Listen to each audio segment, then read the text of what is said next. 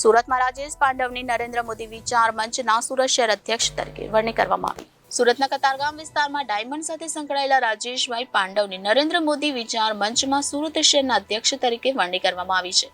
નરેન્દ્ર મોદી વિચાર મંચના રાજેશ પાંડવે જણાવ્યું હતું કે સરકારની વિવિધ યોજના અંગેના ફોર્મ અંગે માહિતગાર અને લોકોમાં સરકારની યોજના ઘરે ઘરે પહોંચાડવાનું કામ નરેન્દ્ર મોદી વિચાર મંચ કરી રહ્યું છે। ત્યારે સુરત શહેરના અધ્યક્ષ તરીકે વરણી કરતા હર્ષ અને લાગણી અનુભવી રહ્યા છે અને આગામી દિવસોમાં સંસદ દ્વારા અનેકવિધ કાર્યક્રમ છેવાડાના લોકો સુધી સરકારની વાત અને સરકારની યોજના પહોંચે તે દિશામાં પ્રયત્ન સતત કરશે તેમ વધુમાં જણાવ્યું હતું। મારું નામ રાજેશભાઈ પાંડવ છે અને હાલમાં નરેન્દ્ર મોદી વિચાર મંચમાં મને શહેરના અધ્યક્ષ તરીકેની જવાબદારી સોંપવામાં આવી છે।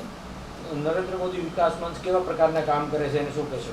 નરેન્દ્ર મોદી વિચાર મંચ 2004માં જ્યારે નરેન્દ્ર સાહેબ અહીંયા ગુજરાતના મુખ્યમંત્રી હતા ત્યારે રવિ ચાણક્યજીએ એક નરેન્દ્ર મોદી સાહેબના જે વિચારો છે એ લોકો સુધી પહોંચાડવા માટે એક આ નરેન્દ્ર મોદી વિચાર મંચનું સ્થાપના કરી।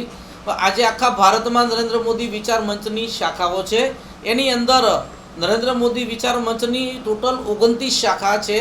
29 શાખાની અંદર અમારું આ જે નરેન્દ્ર મોદી વિચાર મંચ આઈટી સેલ 29મી શાખા છે। એના પણ આખા ભારતમાં અલગ અલગ જગ્યાએ અલગ અલગ શહેરની અંદર બધા જ આપણે વિશ્વાસ કાર્યાલય છે। નરેન્દ્રભાઈ, આગામી દિવસોમાં નરેન્દ્ર મોદી વિકાસ મંચ કઈ રીતનું કામ કરશે આઈટી તમારું?